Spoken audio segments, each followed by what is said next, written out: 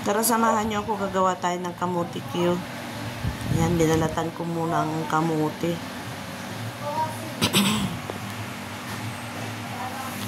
Kapangit ng kamuti, may mga ano pa siya, o yan o, mancha-mancha. Mahal ng kilo, 75 ang kilo ng kamuti.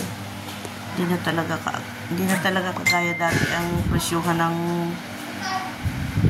ano, bilihin nung una naggaganyan ako, ay naku, puro ano nun, plastic, isang plastic bag, tila ano lang, 30, 10 kilo, 30 kilos. Pakalayo na sa panahon ngayon. Iro mo yan, 3 piraso, 75 pesos na. Tapos ganyan pa, oh. May mga mancha-mancha. Hindi naman siya, no? Wala naman siyang, hindi naman bulok. Walang amoy. Kaya laang, ay yun nga. May mancha. Okay lang naman. Hindi naman wala naman amoy. Alam mo yung kamuting may amoy? Hindi siya. May mancha laang talaga yung balat, laman. Inano ko dito.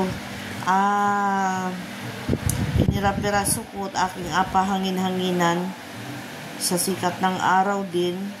Kunting pasikat ng araw hangin para matuyo ng kunti yung dagta. May dagta kasi yan. Para hindi siya matakaw sa mantika. Ganun ang pag-ano ng kamuti. Kasi napakatagal kong hanap buhay ang pagkamuti Q. Yan. Prinito ko na dyan at medyo lapit na dumating ang aking magtatrabaho.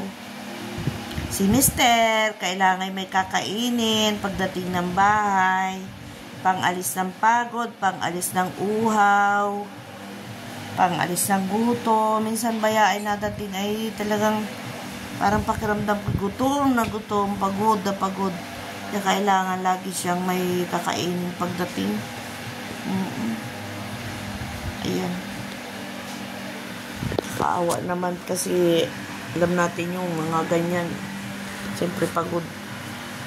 Kahit pagod tayo, pagod din sila. Kahit pagod sila, pagod din tayo. Pero obligasyon nating alagaan sila sa pagkain.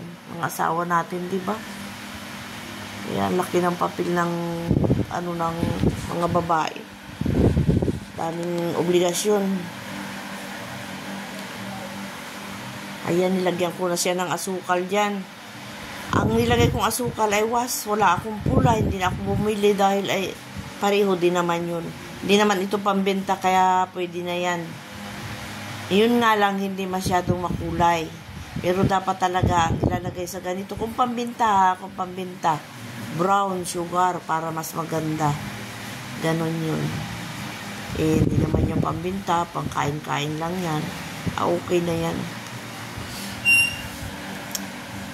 Yan, hininaan ko yung apoy dyan para hindi agad masunog, hindi sunog. Tagal ako naghanap buhay ng ganito. Kahit nga ngayon pag sinusumpong ako yung gustong-gusto kong may kikitain ako, magtitinda ako ng ganyan. Magtitinda ako ng ganyan. Hindi lang palagi at hindi na nga ako makabuhat ng mabigat. Mahirap mamili ng ganyan sa palengke kaya mabigat man. Hindi na pwedeng magbuhat ng mabigat. Paghanap buhay ng masarap na yan na merienda.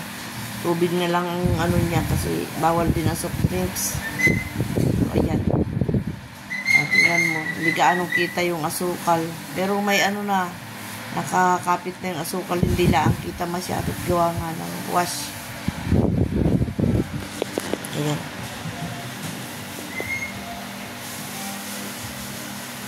Sarap ng merienda. Kamuti Q. Ayan, nilagay ko na sa tissue. Ayan. Maraming salamat ulit sa panonood. Merienda time. Tara, merienda tayo. Ayun, nakita naman yung asukal oh. Sarap niyan.